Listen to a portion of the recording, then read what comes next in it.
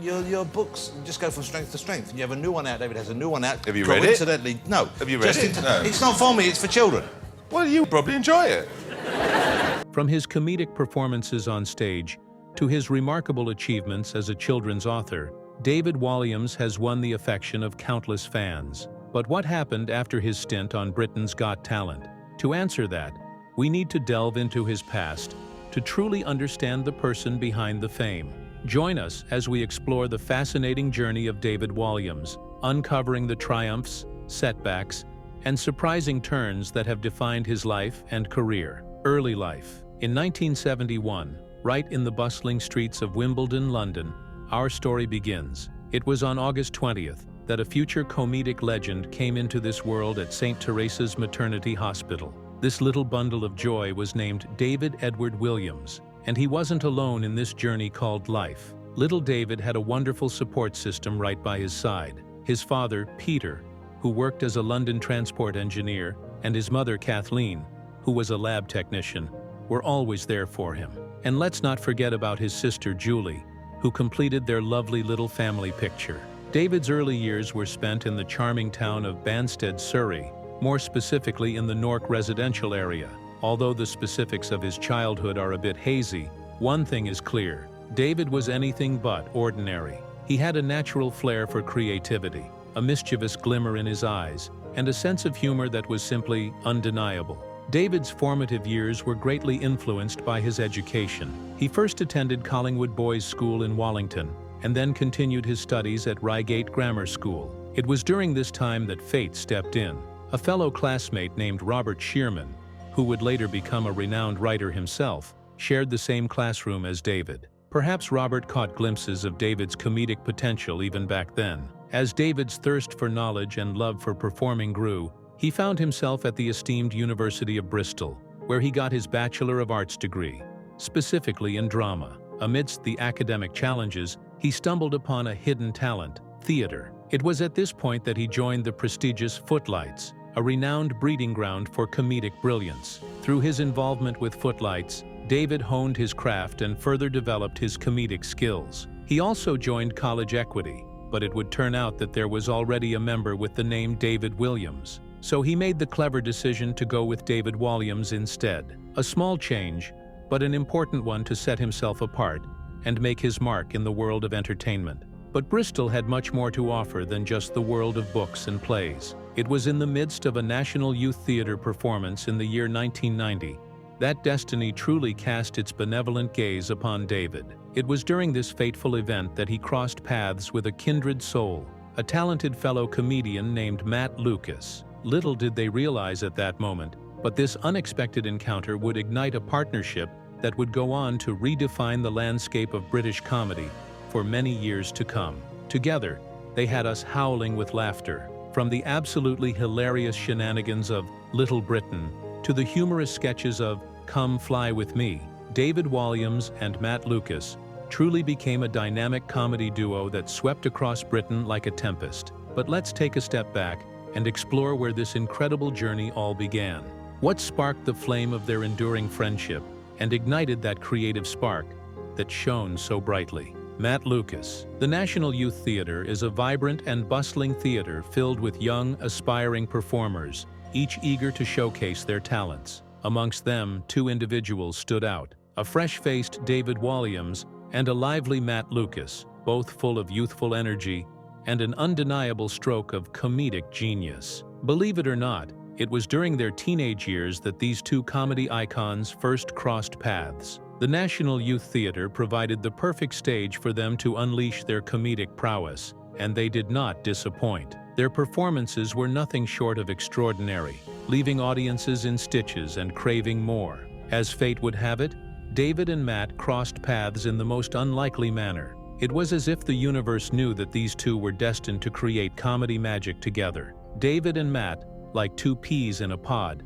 instantly hit it off. Their shared love for the absurd, their infectious energy, and their unrivaled talent for making people laugh laid the foundation for something truly extraordinary. It's said that at their first meeting, Matt did a remarkable impression of the late and disgraced TV presenter Jimmy Savile, Meanwhile, David channeled the cheeky charm and wit of the legendary comedian Frankie Howard. But here's where the story takes an unexpected twist. Despite the undeniable chemistry between them, their paths wouldn't cross again for an entire year. This notwithstanding, the gears of fate had already been set in motion, and although David was making headway, his journey to comedic stardom had only just begun. The 1990s saw them honing their craft. It was during this era that they embarked on a series of exciting ventures that would pave the way for their speedy rise to fame, landing minor roles in some unforgettable comedy sketches. From the humorous ingenuity of The Club to the spot-on impersonations in Rock Profile,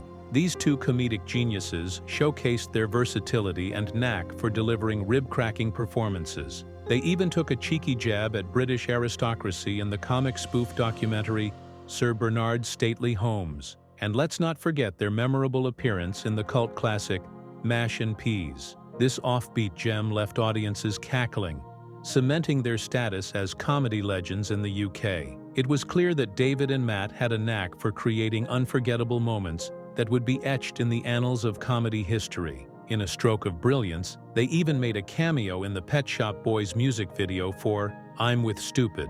Although David and Matt had gained recognition in the world of TV comedy, their real turning point wouldn't come until 2003. The world was about to be introduced to their masterpiece, Little Britain. First, we have the one and only Vicky Pollard, a whirlwind of chaos and mischief. With her distinctive accent and larger-than-life personality, she became an instant sensation, capturing the hearts of audiences everywhere. From her outrageous antics to her hilarious catchphrases, Vicky Pollard left an indelible mark on comedy history.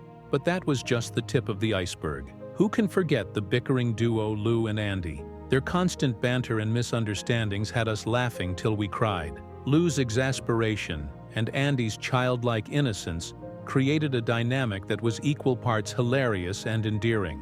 And then there's the flamboyant David, who proudly proclaimed himself the only gay in the village. With his extravagant outfits and larger-than-life personality, he brought colorful and vibrant energy to the show. David's antics and unique perspective on life never failed to put a smile on our faces. Little Britain took the world by storm, running for an impressive 6 years on the BBC, captivating audiences with its irreverent humor and biting social commentary. But its reach didn't stop there. The show crossed borders and conquered the US, finding a new home on HBO.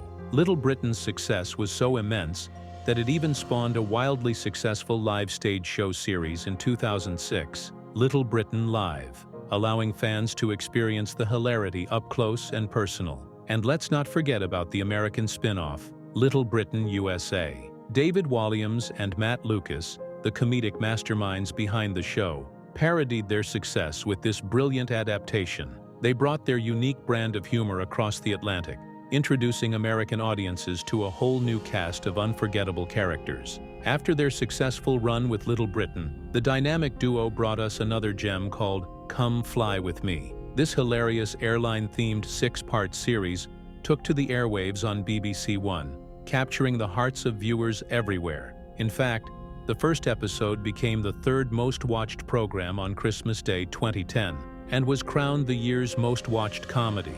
Since then, David Walliams and Matt Lucas have taken different paths in their careers. They haven't collaborated or made joint public appearances since early 2011. However, they did make separate cameo appearances in Michael Winterbottom's film The Look of Love, released in 2013. Little Britain made a grand comeback on BBC Radio 4. On October 31, 2019, they treated fans to a special episode called Little Brexit. It was a one-off extravaganza that had fans buzzing with excitement. The hilarious duo brought back their iconic characters and delivered another dose of comedic brilliance. In 2005, Radio Times gave them the ultimate title, the most powerful people in TV comedy.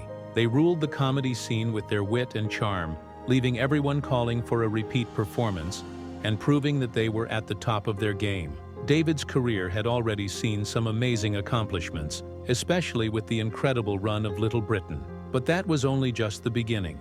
David was about to embark on a whole new adventure, a new chapter in his journey that would take him to even greater heights. Writing career. In an exciting new chapter in his career, David took his incredible storytelling skills and brought them into the world of children's literature. In the beginning of 2008, he made a deal with HarperCollins to release not just one, but 2 children's books. This deal would serve as a building block, paving the way for his career as a bestseller in the world of children's books. November 1st, 2008, was a day that would forever be imprinted in the memory of Walliams fans. It was the day when he released his very first novel, The Boy in the Dress. This captivating story revolves around the life of a young boy named Dennis, who faced the challenges of self-discovery and acceptance. But that's not all.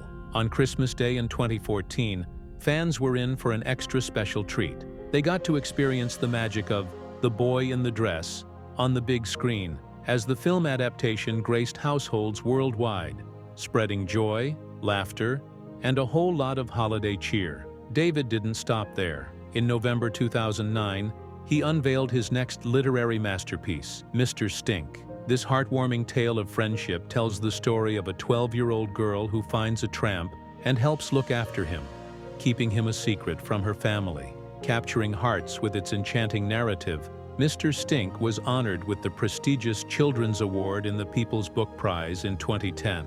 Following its success among readers, it was given a 60-minute film adaptation that aired on BBC One in December 2012. October 2010 saw the release of yet another delightful story from Walliams, Billionaire Boy. This whimsical story is a perfect blend of humor and heart, inviting readers to step into the extravagant world of Joe Spud, a 12-year-old who happens to be the richest kid in the entire country. And this time, David had an extra special surprise for the fans in the pages of this book. He actually included a £1 billion note within the pages of the book, giving lucky readers the opportunity to enter a competition to win a Billionaire for a Day experience in London. Fast forward to October 2011, and David brings us Gangsta Granny, a book that proves you're never too old for adventure. This hilarious tale of mischief and mayhem left readers in stitches with its hilarious antics. And it didn't just tickle funny bones, it also won the prestigious Red House Children's Award, solidifying its status as a must-read.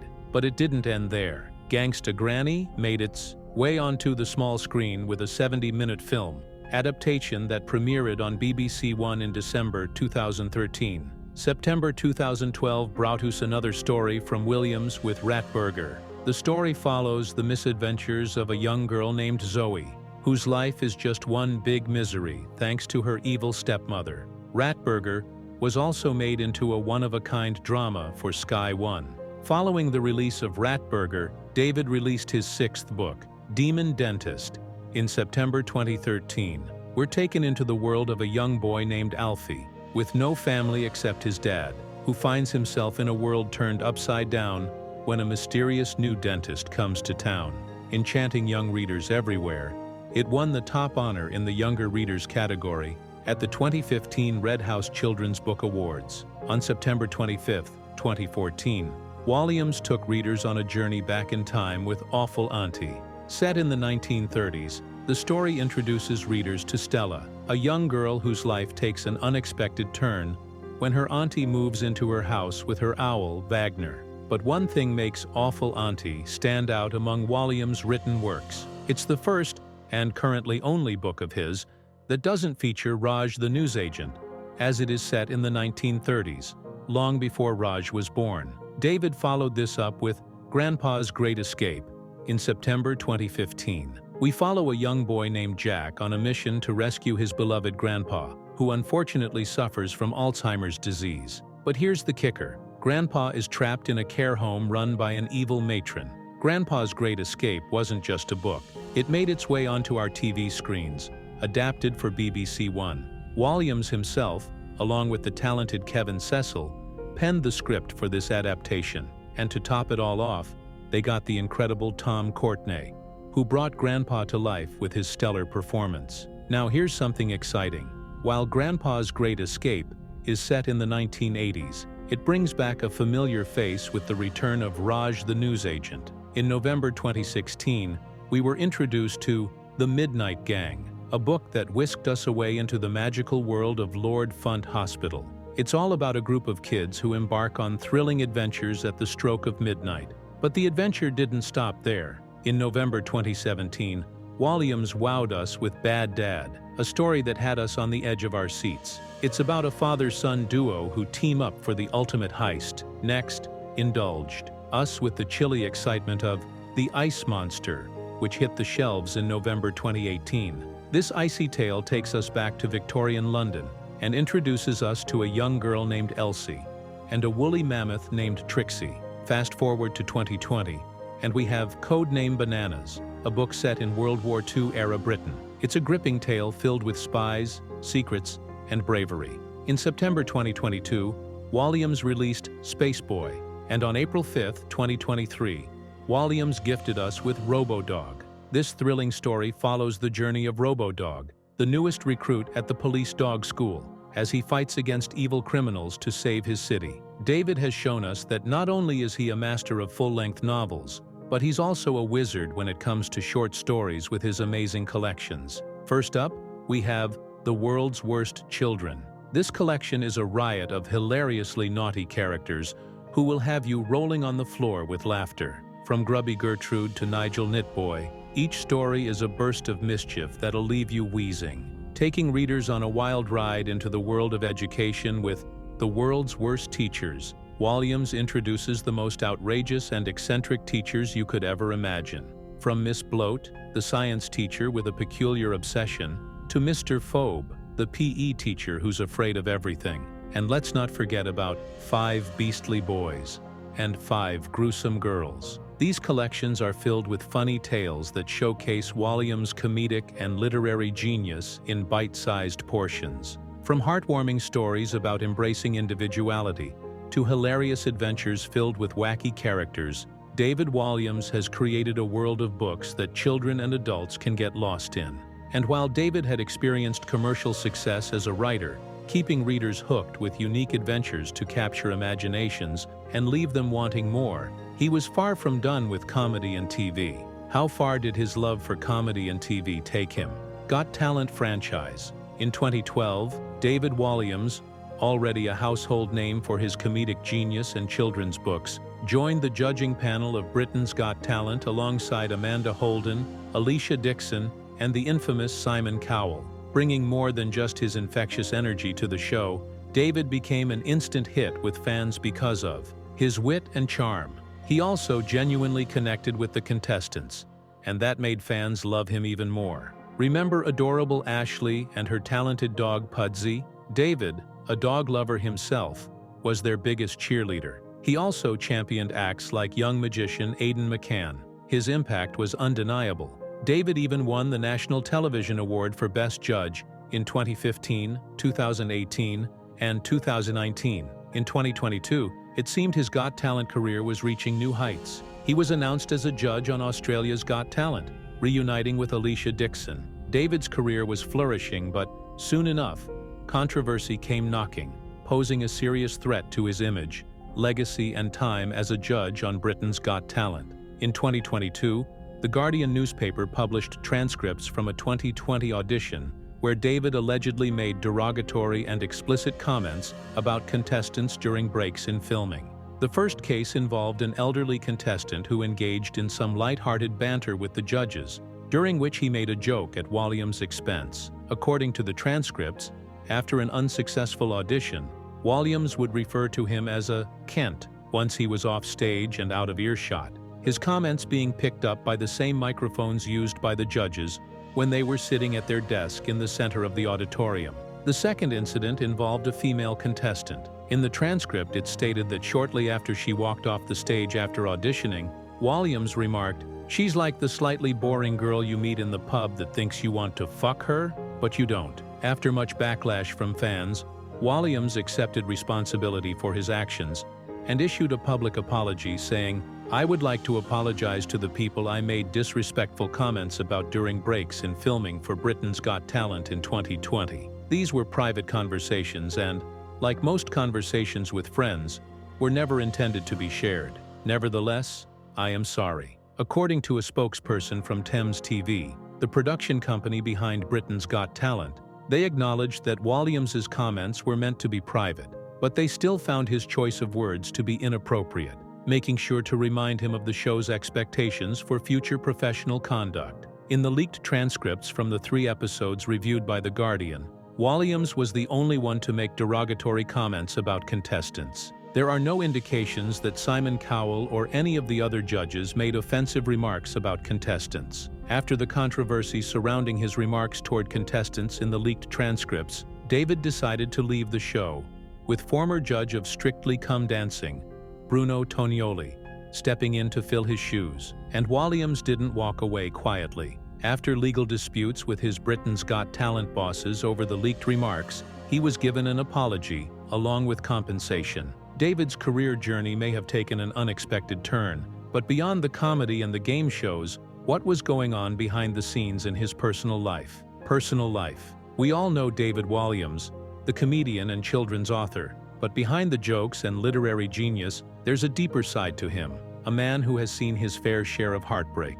In 2007, David suffered a devastating loss when his father passed away from an aggressive form of liver cancer. Fast forward a few years, and things seem to be getting interesting for David, as the goddess of love herself had seemingly cast her gaze on him.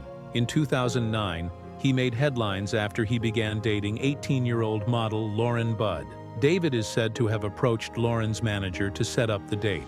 While their relationship got a lot of attention, it was nipped in the bud. Later in that same year at a Chelsea football match, David met Dutch model Lara Stone, and the pair later bonded over a shared sense of humor before they would eventually begin dating. Things moved quickly for David and Sarah, and before they knew it, it was January 2010, and they were engaged. A few months later, they tied the knot in a lavish ceremony that cost £80,000 at the Claridge's Hotel in central London, sealing their commitment to each other in a wedding that was graced by British entertainment royalty, like Sir Elton John, Russell Brand, and Stephen Fry. But this was only the beginning of a new part of their journey as a couple. On May 6, 2013, their family expanded with the birth of their son, Alfred. It was a true fairy tale love story, but sadly, they didn't get a happy ending as things took an unexpected turn. In March of 2015, the couple made the decision to have a trial separation, and their divorce was finalized on September 9th of that year. The details about the reason behind their separation remain unclear, but reports say that David cited unreasonable behavior on Lara's part. The exact details have, however, been kept private. It's no secret that David was left heartbroken after the divorce, but Lara, on the other hand, appears to have moved on and found love again. In 2018, she met David Grieveson on the dating app Tinder, and in 2021, they exchanged their wedding vows. In an interview with Radio Times magazine, David hinted at being pansexual, but he expressed his dislike for labels. Amidst all the ongoing drama in his marriage and love life, David Walliams had some personal battles of his own going on. He was diagnosed with bipolar disorder. Sharing his diagnosis with the world, David reminded people that there was more to him than just his hilarious antics and children's books. Other work. Now, David was more than a hilarious TV presence. He was also a mesmerizing performer on stage. In August 2008, he made his stage debut at the Gate Theatre in Dublin, alongside Michael Gambon in Harold Pinter's No Man's Land.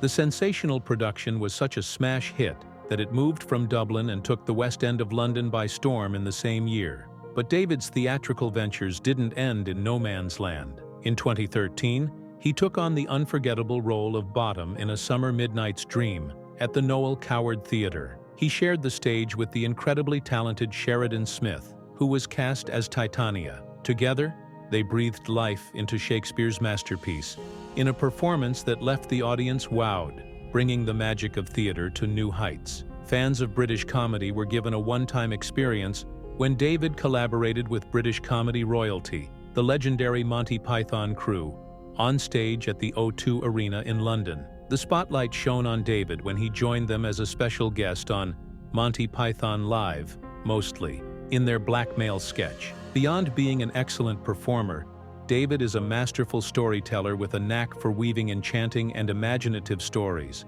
and this creativity went beyond his children's books. He teamed up with renowned filmmaker Edgar Wright to work on an animated movie for DreamWorks called Shadows. However, the movie never saw the light of day due to a change in staff at DreamWorks. Taking his humor to the most unexpected place, David, in collaboration with Comic Relief, starred in the British Airways safety video. Mixing comedy and education, he injected his wit into dispensing important information, his most notable appearance being in the video with the life jacket instructions. Inspired by his love for children's books, David Walliams extended his reach beyond the world of writing and performing, and dove into the world of podcasts with David Walliams' marvelous musical podcast. The show was a fusion of his love for storytelling and classical music. In each episode, David attempted to introduce young people to classical music in a way that was both entertaining and captivating. The podcast was an absolute crowd pleaser, with its popularity spreading far and wide, leading to its winning a prestigious Gold Award. David Walliams has no doubt made his mark in the world of comedy and literature, cementing his spot as an icon in both worlds. But what has become of him since he left Britain's Got Talent? After Britain's Got Talent, it's common knowledge that David made a decision to step down from the position of judge on the show back in 2022, following a bit of controversy surrounding comments he made about contestants in leaked transcripts. Since then, he has kept a rather low profile without any new film or TV appearances. But he hasn't completely disappeared. He stayed somewhat active on social media, and he recently posted a picture of himself and his son, with the latter dressed as RoboDog, the titular character from David's book of the same name. There have also been rumors that David is single and searching.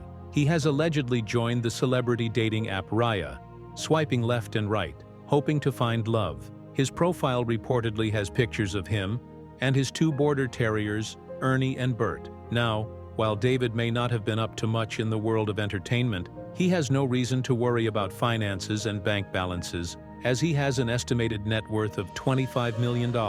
Something interesting to note is that during his time as a judge on Britain's Got Talent, David was earning an astonishing £1.8 million per season.